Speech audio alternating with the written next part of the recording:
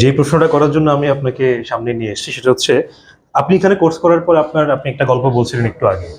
আপনার আপনি হচ্ছে বাংলা ডিপার্টমেন্টে পড়ছেন ইউ ল্যাবে। আপনার প্রেজেন্টেশনের ক্ষেত্রে আপনি একটা চেঞ্জের জায়গা বললেন যে একই ম্যাডাম যিনি গত সেমিস্টারে আপনার ক্লাস নিয়েছেন, প্রেজেন্টেশনে যে ফিডব্যাকটা ছিল, তিনি আপনাকে কি ফিডব্যাক দিয়েছেন এই সেমিস্টারের প্রেজেন্টেশন দেওয়ার পরে?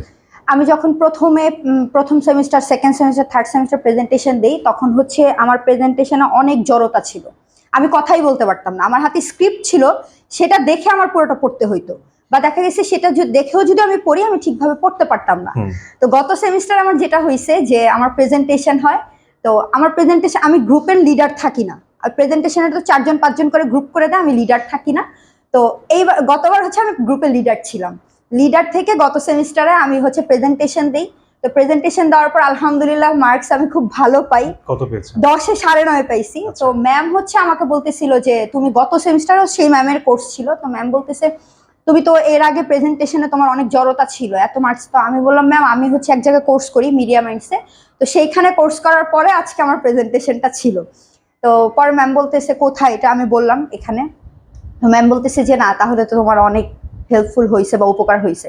তো তখন আমি ম্যামকে বলছি যে হ্যাঁ ম্যাম, আমাদের বাংলা ডিপার্টমেন্টে আমরা যারা আছি তারা এটা চাইলে চেষ্টা করলে করতে পারি।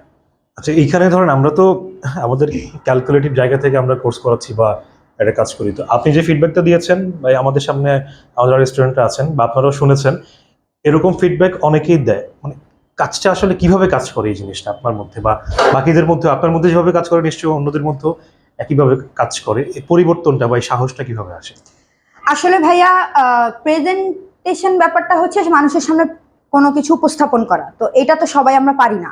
সবাই করতে গেলে যার যার জায়গা থেকে ওই জায়গায় যখন যাই, সবার মধ্যে একটা জড়তা বা একটা কনফিডেন্স লেভেল কমে যায়, এরকম কিছু কাজ করে। আমার মধ্যেও সেটাই ছিল।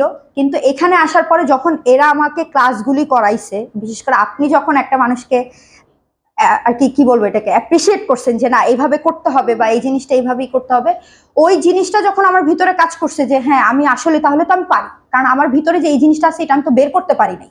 আপনি যখন আমাকে ক্লাস নিছেন বা অন্যরা যখন ক্লাস নিছে, তারা আমাকে শিখাইছে যে হ্যাঁ আমার ভিতরে এই জিনিসটা আছে, বের করো তুমি। তো যখন আমি বের করেছি তখন আমি বুঝতে পারছি যে হ্যাঁ, এই জিনিসটা যদি আমি সাহসের সাথে করতে পারি, এই জিনিসটা আজকে আপনাদের সামনে আমি যখন বলছি, আপনি আমাকে একটা কথা বলছিলেন যে আমাদের সামনে যদি বলতে পারেন, বাইরের মানুষের সামনেও বলতে পারবেন। তো আমি যখন আপনাদের সামনে বলছি, ওই দিন আমি প্রেজেন্টেশন দেওয়ার সময় ঠিক ওই কথাটা মাথায় আনছি যে আমি যদি গতকালকে ওই ক্লাসে সবার সামনে স্ক্রিপ্ট পড়তে পারি, তাহলে আজকে আমার ফ্রেন্ডের সামনে আমি কেন পড়তে পারবো না, টিচারের সামনে কেন পড়তে পারবো না। ওই সেন্সটা আমি মাথায় এনে আমি হচ্ছে প্রেজেন্টেশন দিছি। আচ্ছা, এইটাও মানে বেসিক আমি বললাম না একটু আগে, যেটা বললাম আমরা শুরুতে প্রেজেন্টেশন নিয়ে আসলে কাজ করার জন্য আমরা আসলে এই প্রতিষ্ঠান যাত্রা শুরু করেছি। পরে আমি দেখলাম যে মানুষের সমস্যা হচ্ছে কথা বলায়, তাই না? যেমন আমি আলামিনকে একটু দেখান, আমি আলামিনের কথা একটু আগে বলছিলাম যে ও হচ্ছে শুরুতে ওর স্কিলটা যেভাবে ছিল, তো এখন কিন্তু আজকে যে ও যেভাবে কথা বলছে, এটা কিন্তু আমার নিজেরই, মানে আপনাদের সবার মধ্যে থেকেও আমি ওরটা আমার কাছে বেশি ইফেক্টিভ মনে হয়েছে। মানে ওর চেঞ্জটা, যেমন ফারুকের হচ্ছে অনেক সমস্যা ছিল, ও তো আজকে পুরো একদম কবি, একটা কবির মতো মনে হচ্ছে না ওকে? যাই হোক, ওর হচ্ছে ওরও একটা উন্নতি আসছে। তবে হ্যাঁ, মানে নিউজ প্রেজেন্টার হওয়ার জন্য যে স্কিলটা দরকার, এখনো সেটা আমরা একদম বলতে পারবো না যে আপনার 100% চলে আসছে। আপনাকে সেই কষ্টটা করতেই হবে, কিছু করেন নাই সেখানে, আমারও কিছু করেন নাই বা আদার্স অন্য কেউ কিছু করে দিতে পারবে না। আপনি বাকিরা কিভাবে প্রিপারেশন নেয়, কি করে, এটা আপনি শিখতে পারেন। তো যেটি বলার বা শোনার জন্য আমার, যখন এই ধরনের কিছু শুনি যে আসলে আপনার বা অন্য একজনের এই ইমপ্রুভমেন্টটা আসে, আর আমি একটা কথা বলি যে আমাদের 95 বা 97 বা 98% মানুষই মৃত্যুবরণ করে এই জড়তাটা নিয়ে। সে কখনোই নিজেকে প্রকাশ করে না। আপনি সিম্পল একটা জিনিস দেখেন, আপনার প্রতি টিচারদের বা ক্লাসের অন্যদের দৃষ্টিভঙ্গি আগে যেরকম ছিল, এখন কথা যখন আপনি বেশি বলছেন, বেশি বলতে প্রয়োজন অনুযায়ী যখন কথা বলছেন, তারা কিন্তু আপনাকে মূল্যায়ন করছে না, তাই না? আমি গত সপ্তাহের একটা কথা বলি।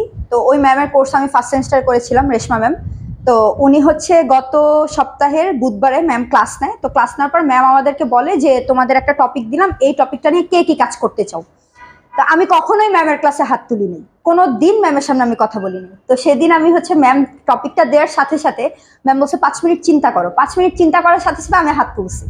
তো ম্যাম বলতেছে তুমি জান্নাত হাত তুলছো? আমি বলি কি হ্যাঁ ম্যাম আমি হাত তুলছি।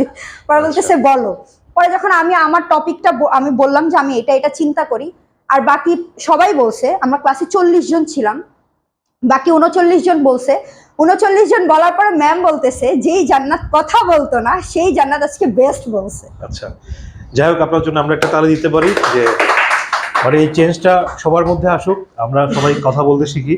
এই কথা না বলার কারণে বা নিজেকে গুটিয়ে রাখার কারণে আমরা মানে কত পরিমাণ যে আমরা মানে নিজেকে পিছিয়ে ফেলেছি ক্যারিয়ারে, এবং হয়তো বয়সটা শেষ করলে তখন একটা উপলব্ধি করতে পারতেন। এখনো তো আমাদের বা আপনাদের বয়সটা ওই লেভেলে যায় নাই যে আমি আমার পিছনে সব কিছু আমি চিন্তা করতে পারি, তাই না?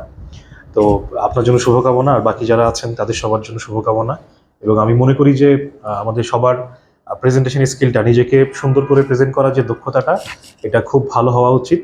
এতে করে যেটা হবে যে অন্য একজন মানুষ আপনাকে মূল্যায়ন করতে বাধ্য হবে। ঠিক আছে, ধন্যবাদ।